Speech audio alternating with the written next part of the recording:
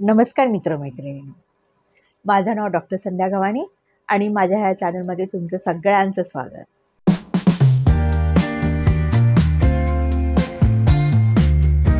मित्रांनो, मी कॅन्सर सर्वायव्हर पण आहे. मागच्या व्हिडिओमध्ये आपण पाहिलं की कशी एक नॉर्मल पेशी, एक निरोगी पेशी कॅन्सर सेल्समध्ये परिवर्तित होते. निरोगी पेशीमध्ये जे जनुकीय बदल होतात आणि त्याला कारणीभूत जे फॅक्टर्स आहेत, त्या फॅक्टर्सबद्दल आज आपण चर्चा करणार आहे. एक्सटर्नल फॅक्टर्समुळं आपल्याला कॅन्सर होण्याची शक्यता असते, संभावना असते. म्हणून आपण हे फॅक्टर्स बघण्याची खूप गरज आहे. घरामध्ये सध्या मोबाईल, लॅपटॉप, मायक्रोवेव्ह वापरण्याचे प्रमाण खूप वाढलेलं आहे. एका घरात 4-4, 5-5 मोबाईल असतात, 2-2, 3-3 लॅपटॉप असतात. जर तुमच्या घराच्या आसपास जर मोबाईल टावर असेल तर त्याच्यामधून पण रेडिएशनचा प्रभाव येण्याची शक्यता असते. तर रेडिएशन हे कारण आहे. सातत्याने केमिकल्सच्या, रसायनाच्या संपर्कात येणं, म्हणजे एखादा व्यक्ती कारखान्यात, रासायनिक कारखान्यात काम करतोय आणि कंटिन्युअसली एखाद्या रसायनाचा संपर्कात तो येत असेल तर त्याच्यामध्ये जनुकीय बदल होऊ शकतात. कारखान्याची वाढती संख्या, व्हेइकल्स, कारची वाढती संख्या, ह्याच्यामुळं हवेचं गुणवत्ता खूपच कमी झालेली आहे. सध्या शहरात तर आहे प्रदूषण, पण खेडेगावामध्ये सुद्धा प्रदूषण आढळतं. हे जे कारखाने आहेत त्यांचं जे रसायन किंवा वेस्ट प्रॉडक्ट जे असतात ते पाण्यामध्ये सोडून दिलं जातं आणि त्यामुळे पाण्याचं प्रदूषण होतं. अन्नधान्य पिकवलं जातं, फळभाज्या ज्या पिकवल्या जातात, तर शेतामध्ये त्यावेळेस रासायनिक खतं, पेस्टिसाइड, फंगिसाइड्स ह्याचा वापर केला जातो आणि हे सगळे रसायन आहेत आणि ह्याचा इतका वापर केला जातो की काही अंशी का होईना ते आपल्या पोटात जातात. दुसरी गोष्ट, जेव्हा हे फळभाज्या असतात त्याला कलर दिलं जातं, त्याला पिकवण्यासाठी रासायनिक इंजेक्शन्स दिले जातात. आपण हेल्दी खातोय असं आपल्याला वाटत जरी असेल तरी हे रसायन आपल्या ह्या ना त्या कारणामुळे पोटात जातात. आता सध्या आपण बघतोय की आपली जीवनशैली खूप आरामदायी, बैठी जीवनशैली झालेली आहे. सध्या इतके ॲप निघालेले आहेत की आपण घर बसल्या सगळ्या गोष्टी मागवतो. तर कुठं जाण्याची वगैरे आपल्याला हालचाल बंद झाली आहे. पूर्वीच्या काळामध्ये लोक खूप मेहनत करायची, पण सध्या खूप पिक्चर बदललेला आहे. सगळं मेहनत जी आहे ती खूप कमी झालेली आहे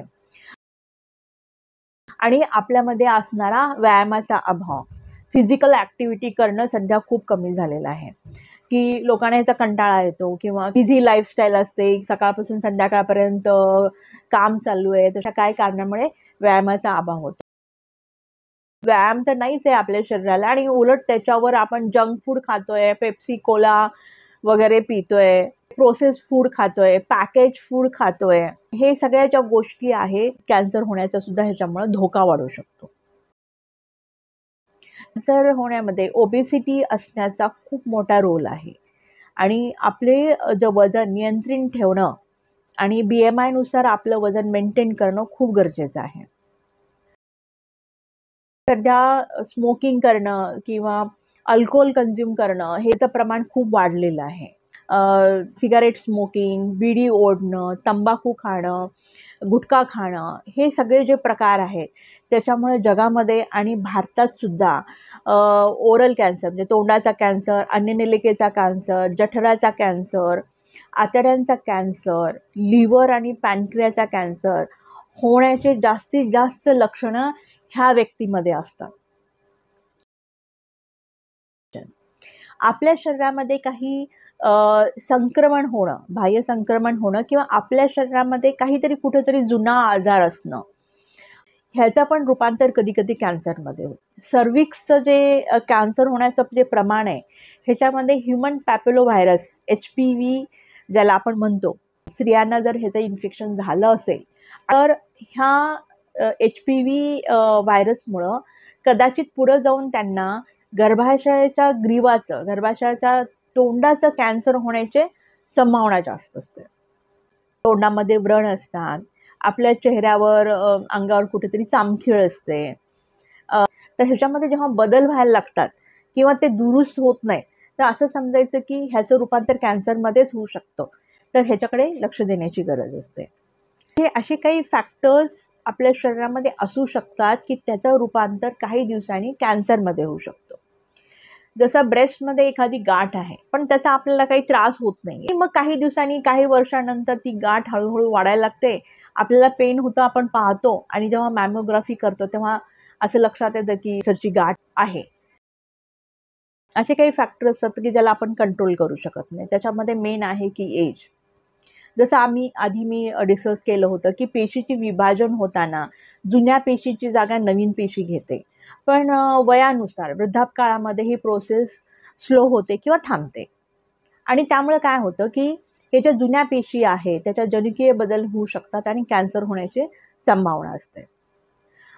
आता दुसरं येतं की अल्ट्राव्हायलेट किरणं, म्हणजे सूर्यामधून जे किरणं आपल्यापर्यंत पोहोचतात. पण जे काही इंडस्ट्रियल ग्रोथ केली आहे किंवा आपण घरामध्ये AC वापरतो, फ्रीज वापरतो, ह्या सगळ्या कारणामुळं आपल्या वातावरणामध्ये जो ओझोन लेयर आहे, असा एक लेयर आहे जो आपल्याला जे सूर्याचे किरण आहे ज्याला अल्ट्राव्हायलेट रेज म्हणतात, त्याच्यापासून ते आपला बचाव करतात. हे ओझोन लेयर हे कमी होत जात आहे, विरळ व्हायला लागले आणि त्यामुळं काय होईल की आतासुद्धा सूर्याची अतिनील किरणं आपल्यापर्यंत पोहोचत आहेत आणि वरच्यावर हे किरणं जास्तीत जास्त आपल्यापर्यंत पोहोचण्याची शक्यता आहे आणि ह्यामुळं त्वचेचे कॅन्सर होण्याची खूप शक्यता आहे. दादा पदार्थानुसार पासून आपल्याला काही डिसीज हे जसं आपल्याला संपत्ती मिळते, प्रॉपर्टी मिळते, तसं काही आजार आपल्यापर्यंत येत असतात आणि त्याच्यामध्ये कॅन्सर एक आहे. तर ह्याचं एक उदाहरण मी सांगते की आपल्या खानदानामध्ये कोणाला स्तनाचा कॅन्सर होऊन गेला असेल, ब्रेस्ट कॅन्सर झाला असेल किंवा ओव्हरियन कॅन्सर झालेला असेल, तर होऊ शकतं की नेक्स्ट जनरेशनमध्ये, पुढच्या पिढीमध्ये ब्रेस्ट कॅन्सर होण्याची शक्यता आहे. पण सगळेच ब्रेस्ट कॅन्सर हे हेरिडिटरी नसतात. काही ब्रेस्ट कॅन्सर्स हे स्तनाचे जे कॅन्सर असतात ते हेरिडिटरी असू शकतात. जेव्हा आपण ब्लड टेस्ट करतो तेव्हा ते माहीत होतं की ह्या पुढच्या पिढीला, म्हणजे पुढच्या पिढीमधल्या व्यक्तीला वंशपरंपरागत कॅन्सर होण्याचा धोका आहे किंवा नाही. आपण जे आतापर्यंत जे फॅक्टर्स बघितलेत, हे फॅक्टर्स आपण अवॉइड तर करू शकतो किंवा ह्यांच्यावर कंट्रोल, नियंत्रण ठेवू शकतो, ज्याच्यामुळं फ्युचरमध्ये जर आपल्याला कॅन्सर होणार असेल तो नक्कीच टाळला जाईल. आणि ह्याच्यापेक्षा चांगली गोष्ट कुठली आहे? तर ऐका, पुढच्या व्हिडिओमध्ये मी हे सांगणार आहे की ह्या फॅक्टर्स, जे एक्सटर्नल फॅक्टर्स आहेत, जे रिस्क फॅक्टर्स आहेत, त्यांना कसं अवॉइड करायचं आणि त्यांच्यावर कसं कंट्रोल करायचं. तर पुढचा व्हिडिओ बघायला बिलकुल विसरू नका. माझा चॅनल सबस्क्राईब करा आणि बेल आयकॉनला नक्की क्लिक करा, ज्याच्यामुळं तुम्हाला माझा व्हिडिओ जेव्हा पब्लिश होईल तुम्हाला त्याचं नोटिफिकेशन मिळेल. तर माझा हा व्हिडिओ आवडला असेल तर नक्की शेअर करा आणि लाईक करा.